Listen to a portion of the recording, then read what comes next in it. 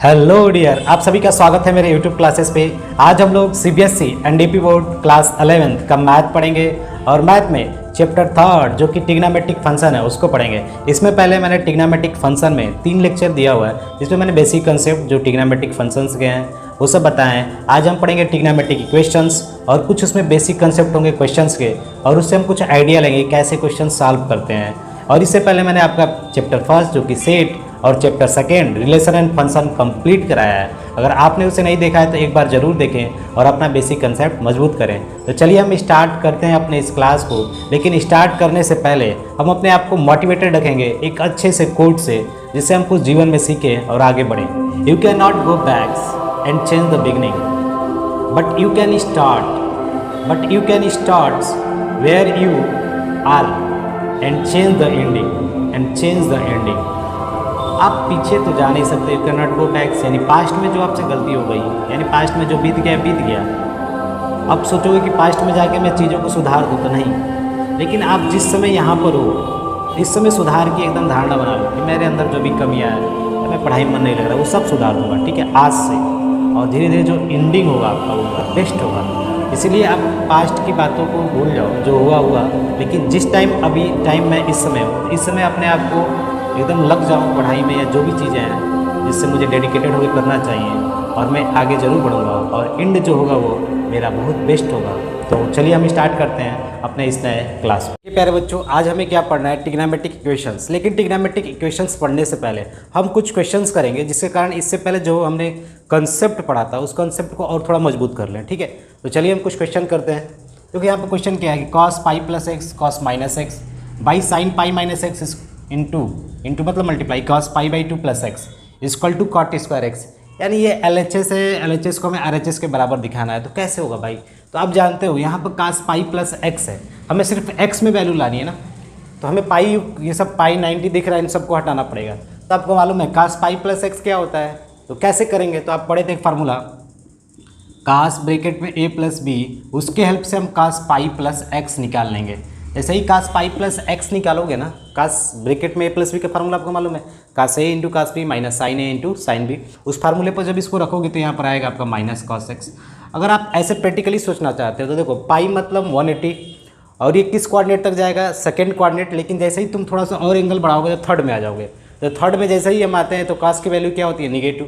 तो इसीलिए science negative लगेगा। तो आप जनरली सोच सकते हो कि cos पाई प्लस एक्स क्या होगा? तो माइनस cos एक्स होगा, ठीक है। ऐसा आइडिया लगा सकते हो। लेकिन बेसिक चीज़ क्या है कि जो फार्मूला है उसी के बेस पे ये माइनस cos एक्स आया है। फार्मूला क्या है आपको मालूम ही है, cos a into cos b minus sine a into sine b. वहाँ पर a की जगह पाई रखिएगा और b की जगह x सॉल्व करिएगा, माइनस cos एक्स आएगा, ठीक है। तो हम बोल सकते हैं प्यारे बच्चों ये माइनस cos एक्स के बराबर है। और देखो cos माइनस एक्स कब एंगल लेते थे ये भी आपको मालूम होगा। माइनस एक्स का मतलब आप नीचे की तरफ जा रहे हो, यानी ऐसे क्लॉकवाइज, यानी यही एंगल माइनस में लेते थे। तो आपको मालूम है cos फोर्थ यानी चौथा कोऑर्डिनेट है ना, cos चौथे कोऑर्डिनेट में क्या होता है प्यारे बच्चों? अगर मान लो कोई लिख दिया cos माइनस एक्स तो क्या बोलेंगे प्यारे बच्चों? cos एक्स, क्योंकि cos की वैल्यू पॉजिटिव होती है।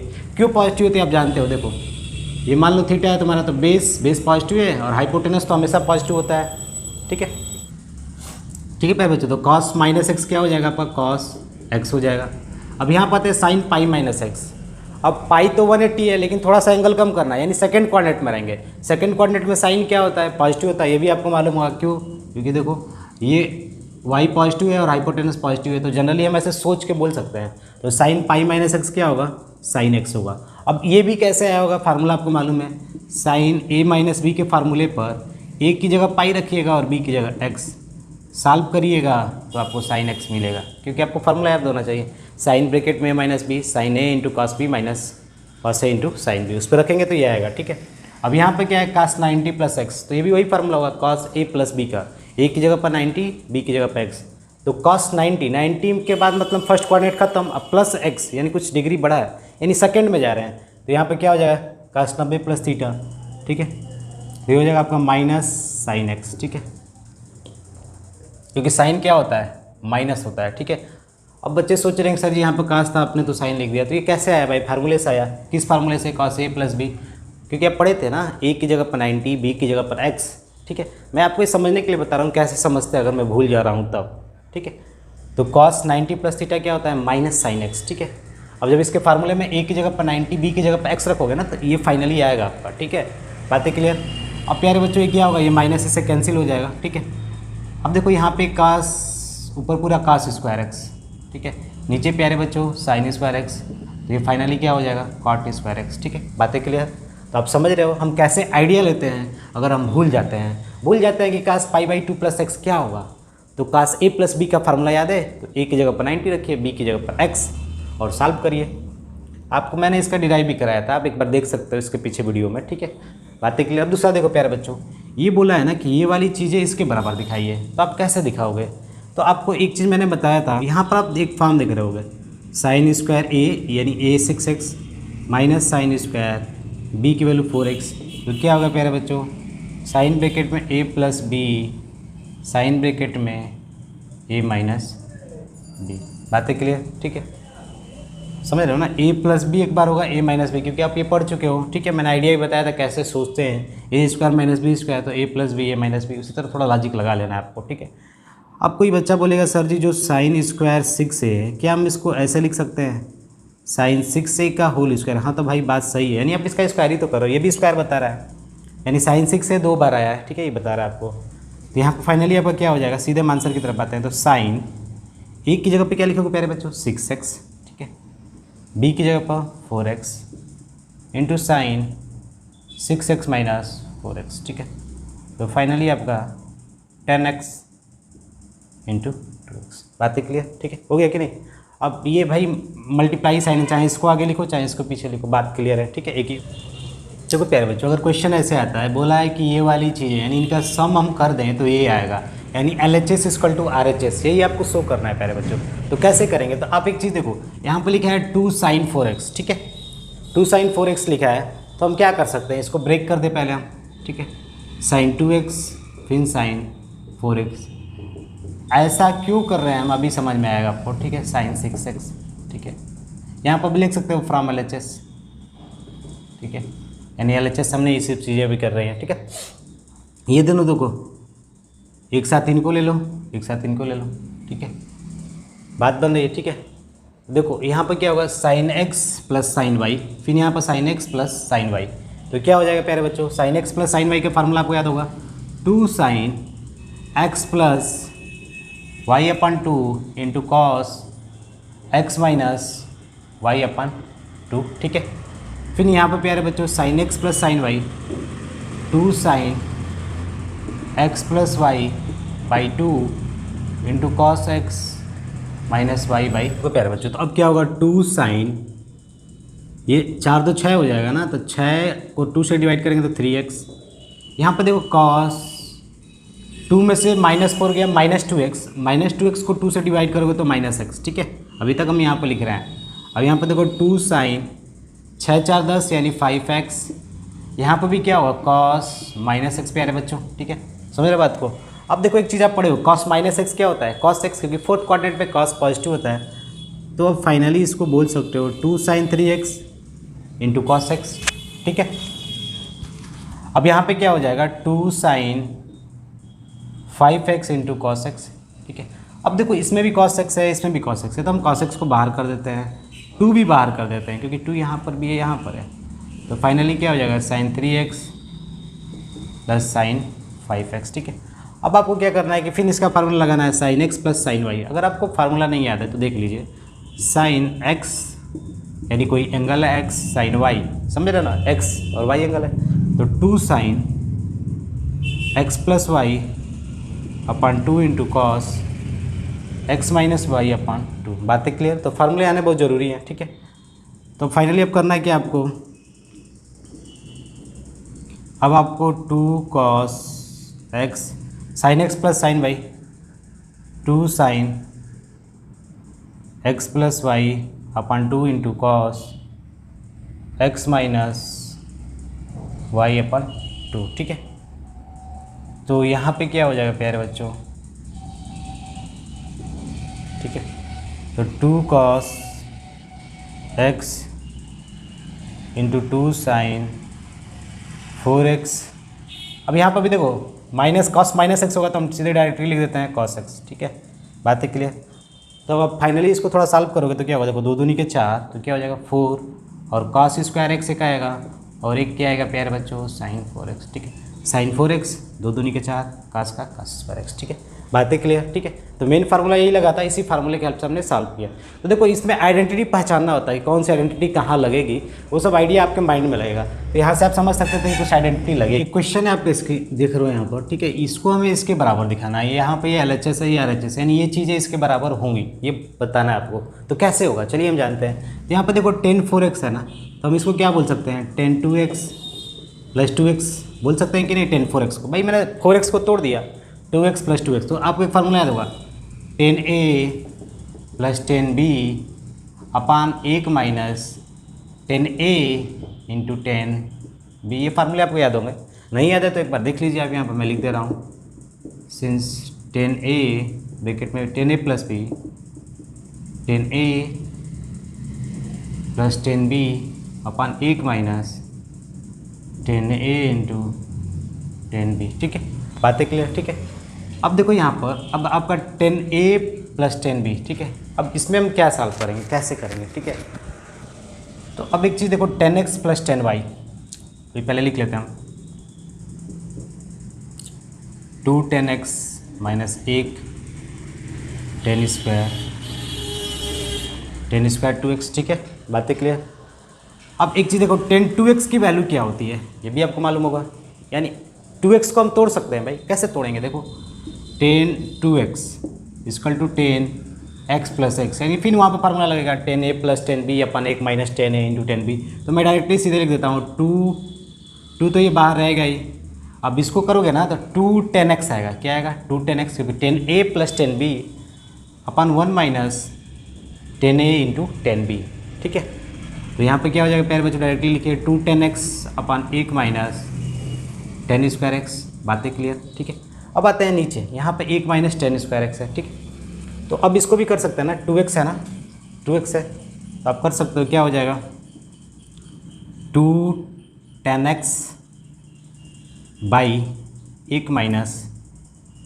tan स्क्वायर x का होल स्क्वायर। क्यों होल स्क्वायर, आप समझ रहे हो, क्योंकि प्यारे बच्चों देखो यहाँ पर 2x का होल स्क्वायर, जैसे कोई बोल दे कि अगर मैं tan स्क्वायर 2x लिखा हूँ, तो क्या इसका मतलब ये नहीं है कि tan 2x का होल स्क्वायर, यही तो मतलब है प्यारे बच्चों, यानी ये चीज़ें इसके बराबर हैं, ठीक है। तो हम बोल सकते हैं कि भैया इस सब का स्क्वायर हो गया है, ठीक है। अब क्या होगा कि अब आप इसका एलसीएम निकालो, नीचे यहाँ पर कुछ नहीं है तो 1/1 बोल सकते हैं, ठीक है। बातें क्लियर, आपको 1/1 बोल सकते हैं। अब आपको करना क्या है, तो देखो ऊपर हो जाएगा 4 tan x अपान 1 - tan स्क्वायर x। अब नीचे क्या होगा, ये मेन पॉइंट है। अब देखो इसका एलसीएम निकालोगे तो इधर आएगा 1 - tan स्क्वायर x का whole square, 1 - tan square x का होल स्क्वायर, ठीक है। और नीचे क्या हो जाएगा पूरा आपका 1 - tan स्क्वायर x का होल स्क्वायर, ठीक है। बातें क्लियर,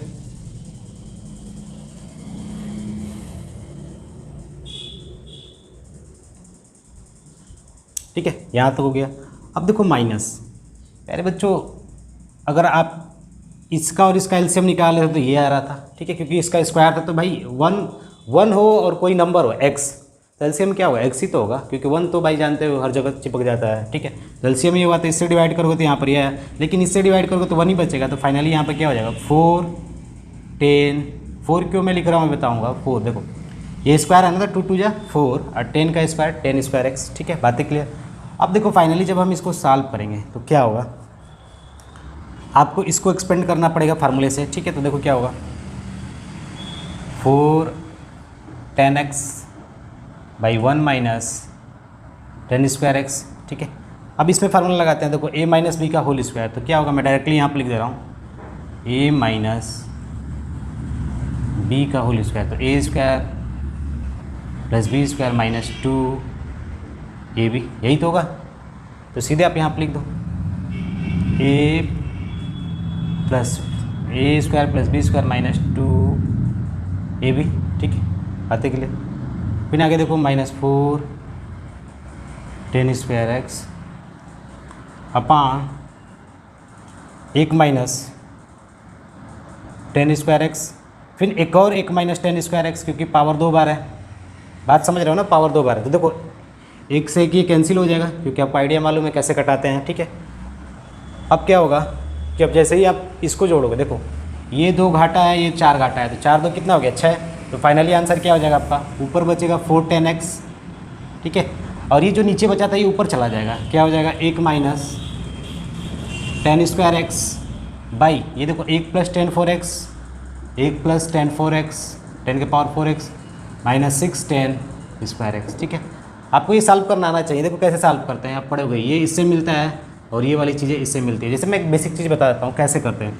अगर मान लो कोई आपको ऐसा नंबर दे दिया 4/6, ठीक है, तो कैसे करेंगे।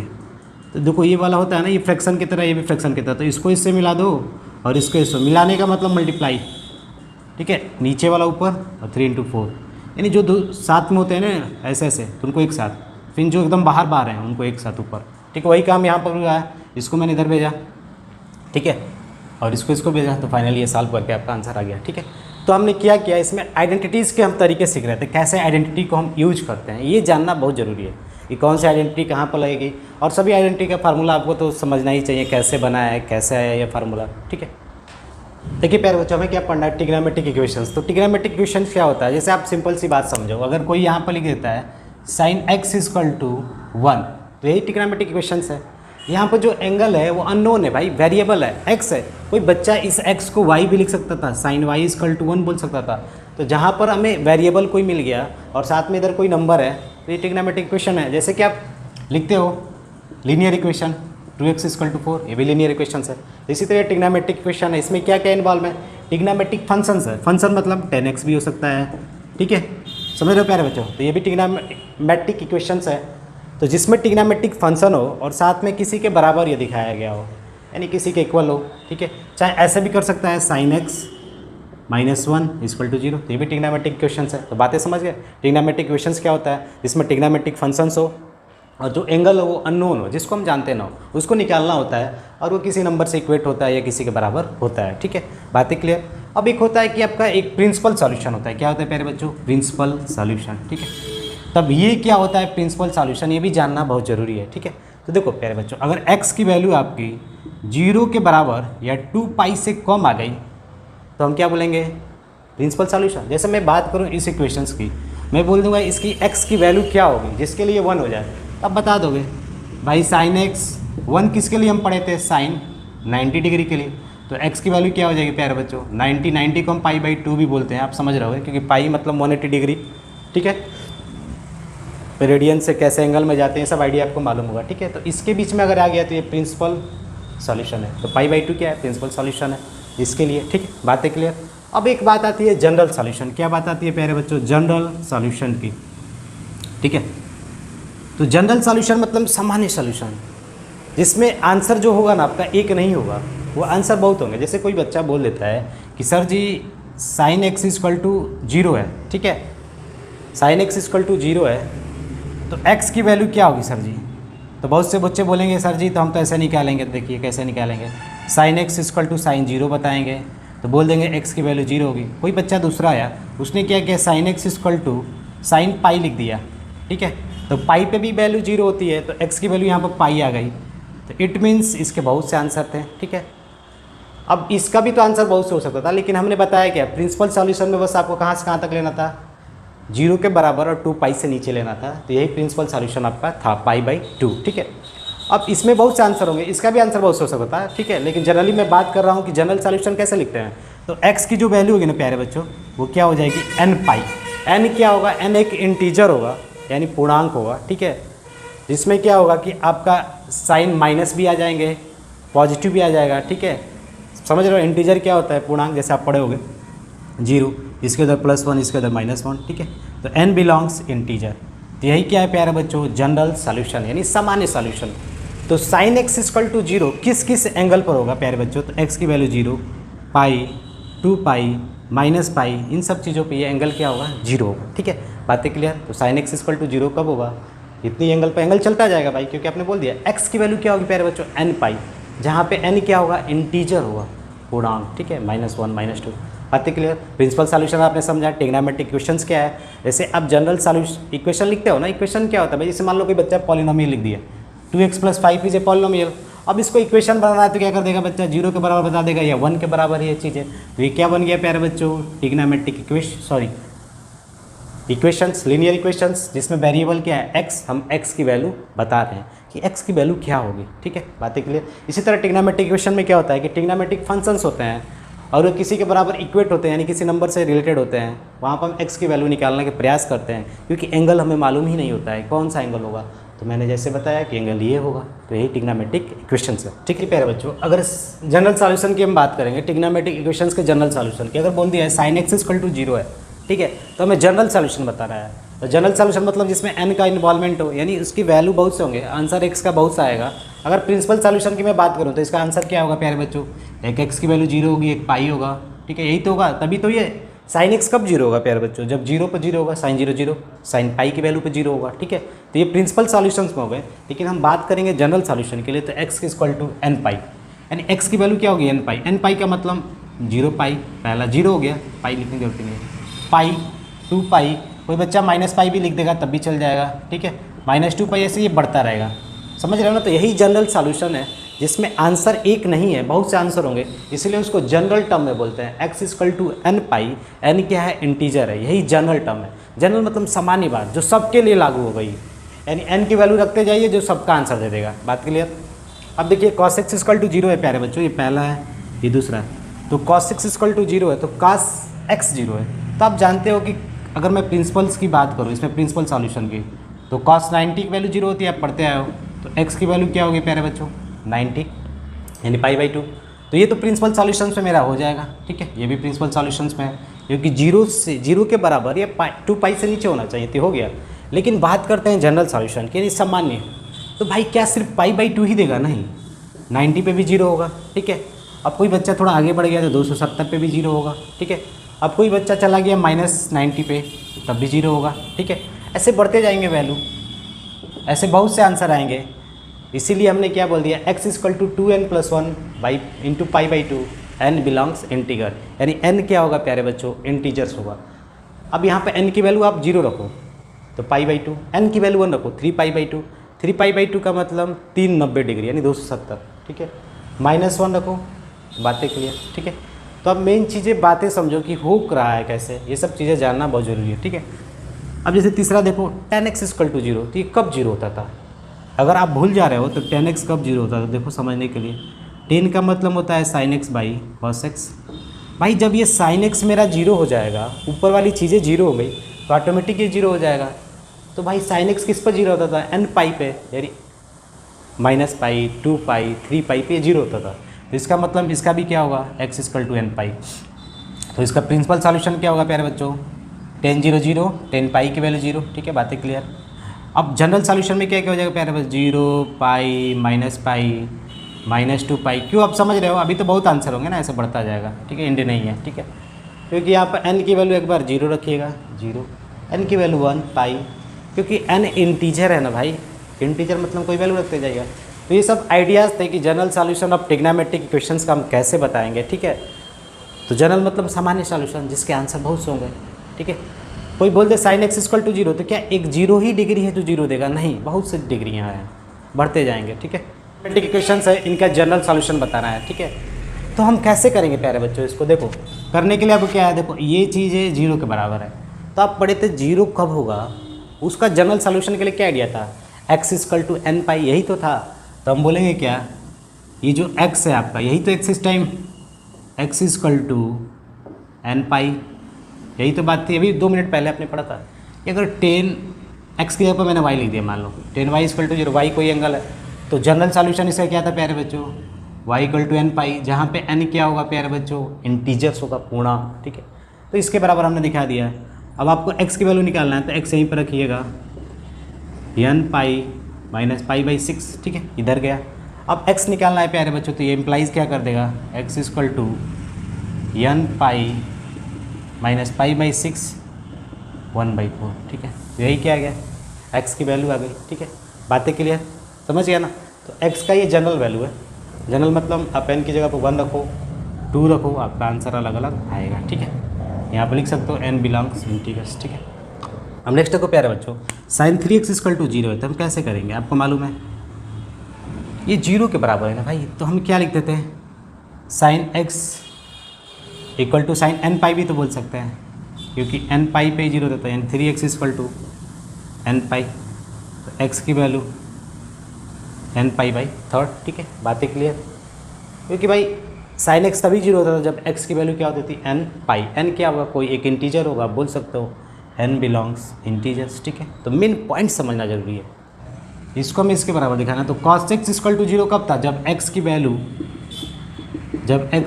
2n plus 1 into pi by 2 थी, तभी तो था भाई, तभी था ना। अब यहाँ से x निकालना है तो x यहीं पर आने दो, 2n into pi by 2 plus pi by 2 minus pi by 10 इधर चला गया, ये cancel, n pi plus 4 pi by 10।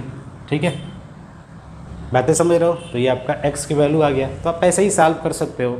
जब पूछ दे जनरल सॉल्यूशंस क्या होगा, यानी x की वैल्यू क्या होगी, तो जहाँ पे x की वैल्यू n के टर्म्स में आ गई, वही क्या कहलाता है प्यारे बच्चों, जनरल सॉल्यूशन कहलाता है। अभी इस क्वेश्चन का पूछ दे कि प्रिंसिपल सॉल्यूशंस क्या होगा, तो यहाँ से x की वैल्यू आप निकाल सकते हो। ठीक है, कैसे निकालेंगे, अगर मैं n की वैल्यू यहाँ पर 1 रखता हूँ तो पाई से बड़ा हो जाएगा, तब भी हो जाएगा सॉल्यूशन प्रिंसिपल में। ठीक है, 0 रखेंगे तब भी हो जाएगा, 4 पाई बाई 10। ठीक है, तो मेन पॉइंट समझना जरूरी है। अभी इस क्वेश्चन में पूछ सकता है प्रिंसिपल सॉल्यूशन क्या था।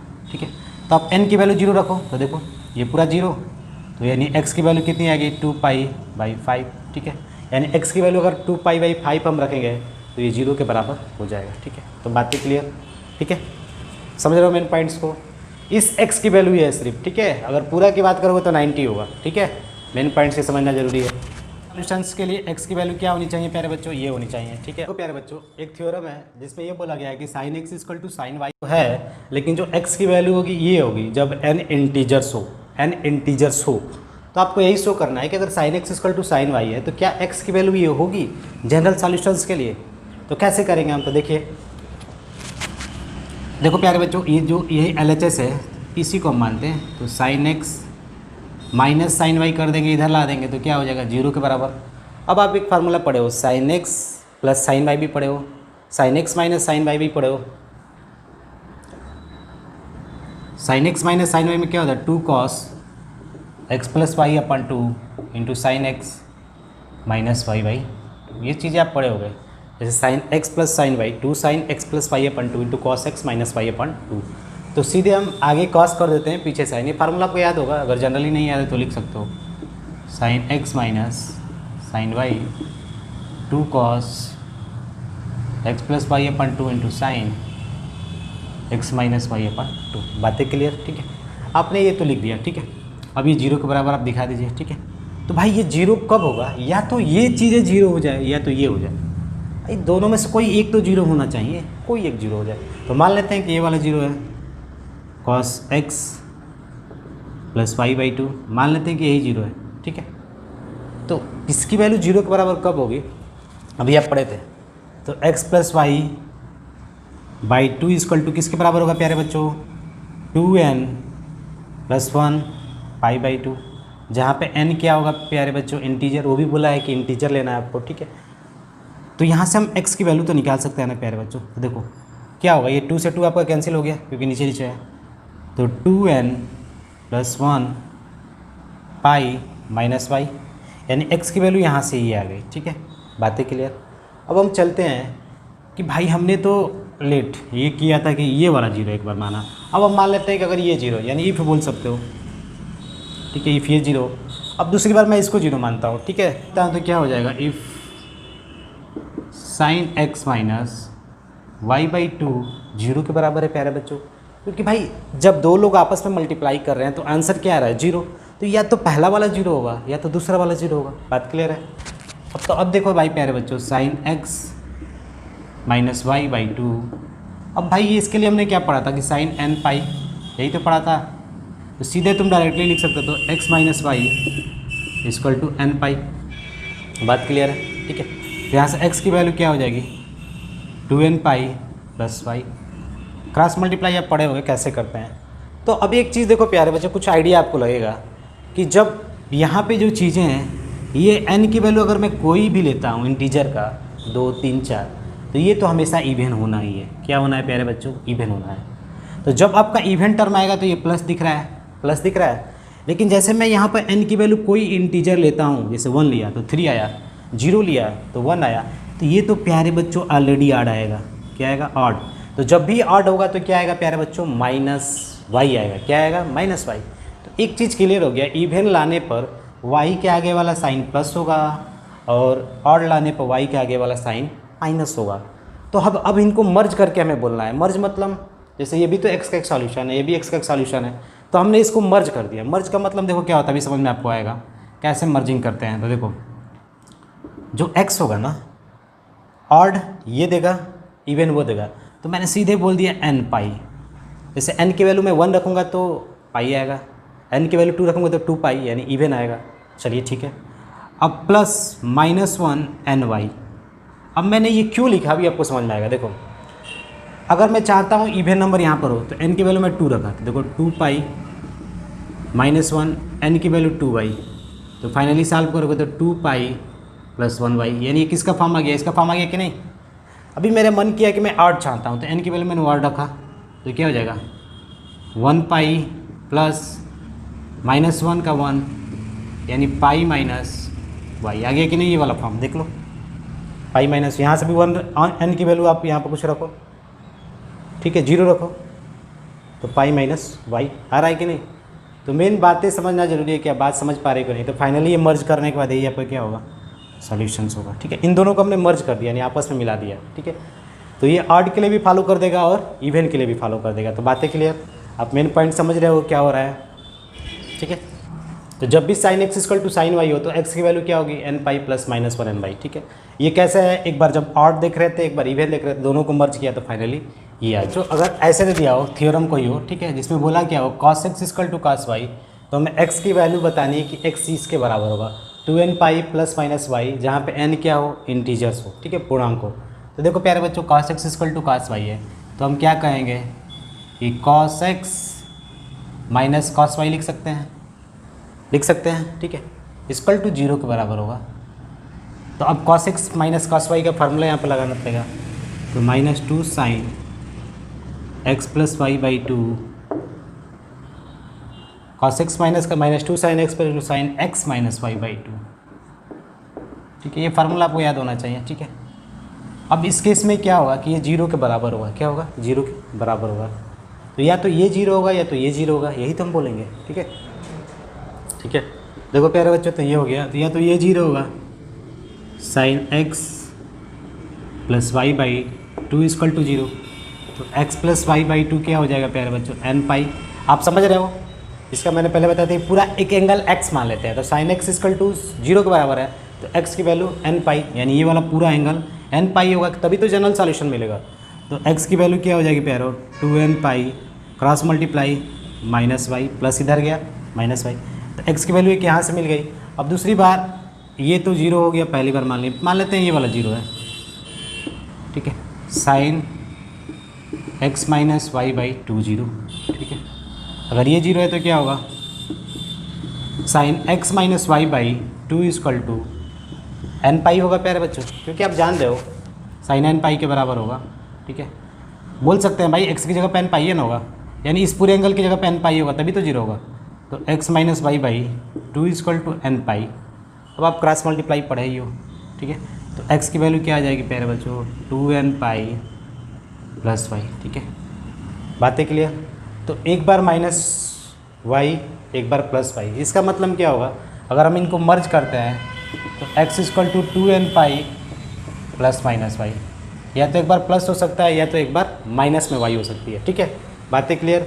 और n की जगह पर आप क्या रखोगे? इंटीजर का कोई वैल्यू 0 तो मिलेगा माइनस वाई, 1 तो 2 पाई माइनस वाई या 2 पाई प्लस वाई मिल सकता है। ठीक है, यानी ये बात है कि 2 पाई प्लस वाई या 2 पाई माइनस 1, यही सब चीज़ें मिलेंगी। इस पे वैल्यू क्या होगा?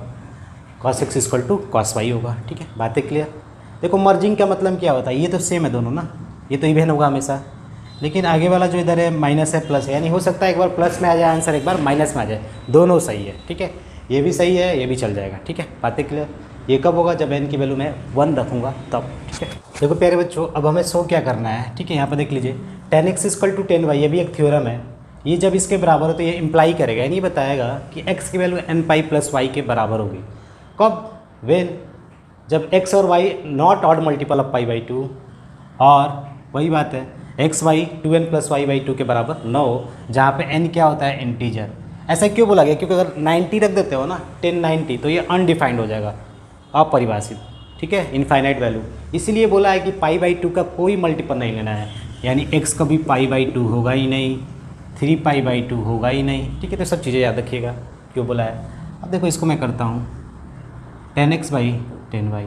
ठीक है, 10x का मतलब होता है sin x upon cos x, sin y upon cos y, cross multiply कर दो, sin x into cos y, cos x into sin y, ये इधर आ गया तो sin x into cos y minus cos x into sin y। ठीक है, बातें clear.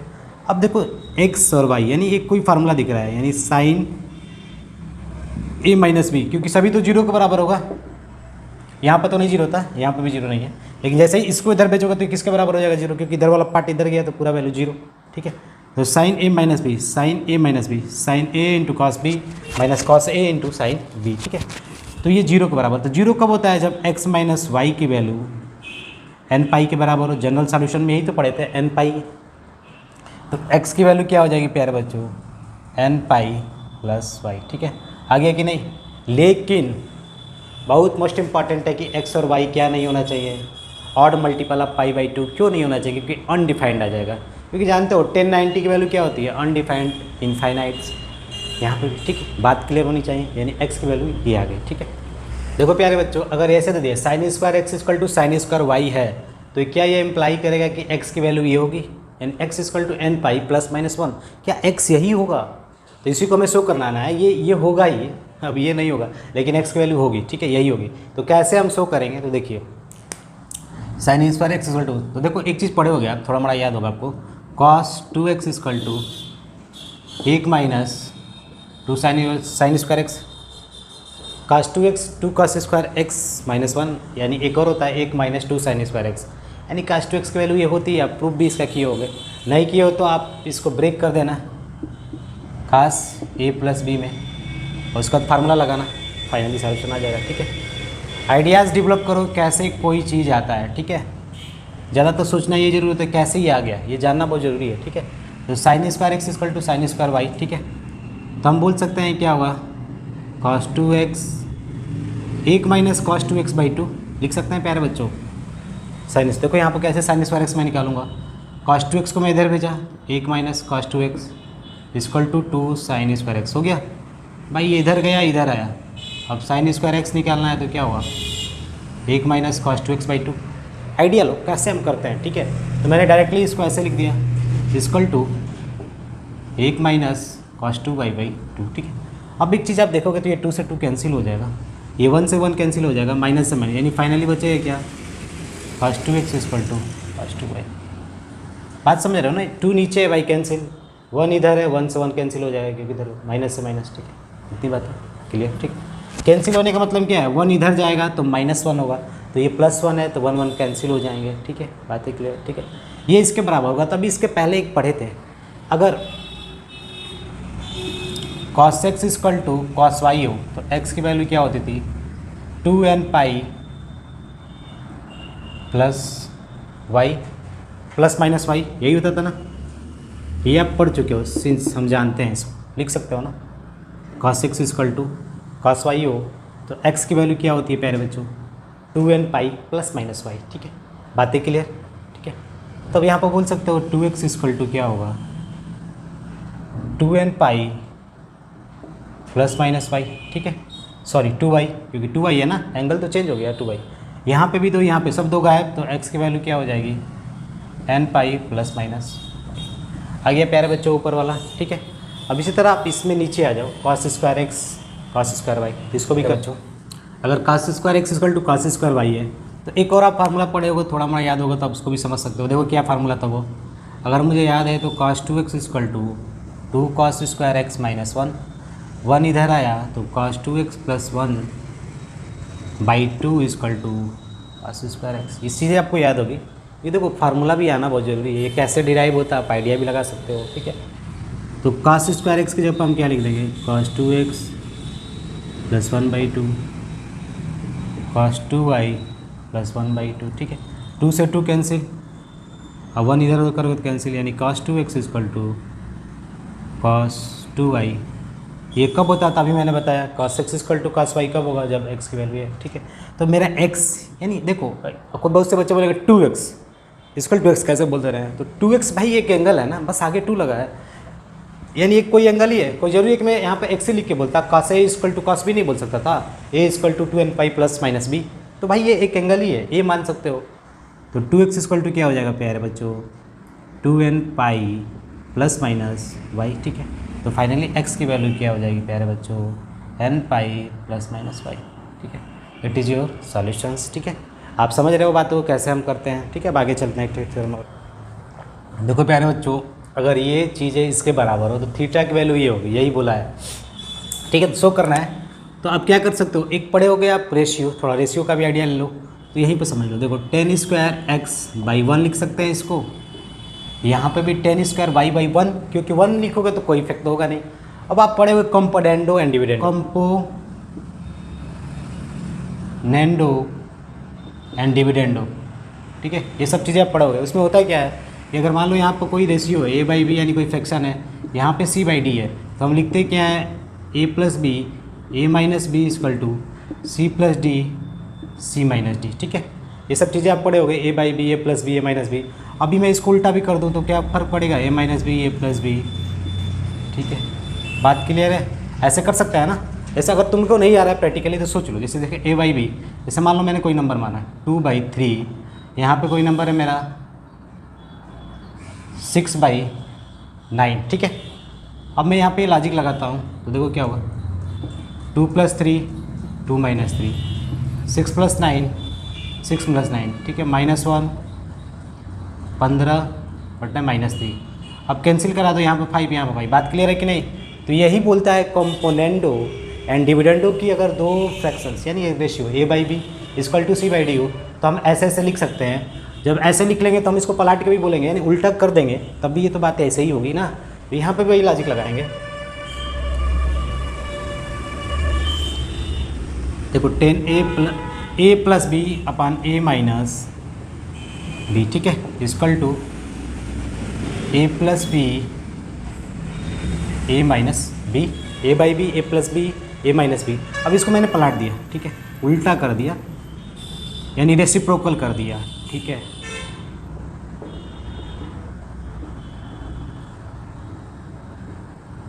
बातें क्लियर। अब तुम पढ़े हुए cos 1 plus tan square theta, ठीक है। तो उसमें क्या होता था, cos 2 थीटा का एक फार्मूला होता था, cos 2 theta 1 minus tan square theta upon 1 plus tan square theta, यही होता था ना। तो यहाँ पर क्या है भाई, tan स्क्वायर x माइनस 1 है ना, तो यानी अगर मैं इधर एक माइनस लगाता हूँ तो इधर भी एक माइनस लगा दूँ, कोई इफेक्ट नहीं पड़ेगा भाई, दोनों तो इक्वल है। तो फाइनली इधर वाला क्या हो जाएगा, 1 minus tan square x, 1 plus tan square x, 1 minus tan square y, 1 plus tan square y. तब देखो फार्मूले में आ गया कि नहीं, cos 2 theta 1 minus tan square theta upon 1 plus tan square theta. तो फाइनली हम बोल सकते हैं कि किसके बराबर हो जाएगा, cos 2x is equal to cos 2y के बराबर हो जाएगा। देखो cos 2x is equal to cos 2y के बराबर, ठीक है। अब अभी पढ़े थे कि cos x equal to cos y हो तो x की वैल्यू क्या होती है प्यारे बच्चों, 2n pi plus minus y, ठीक है।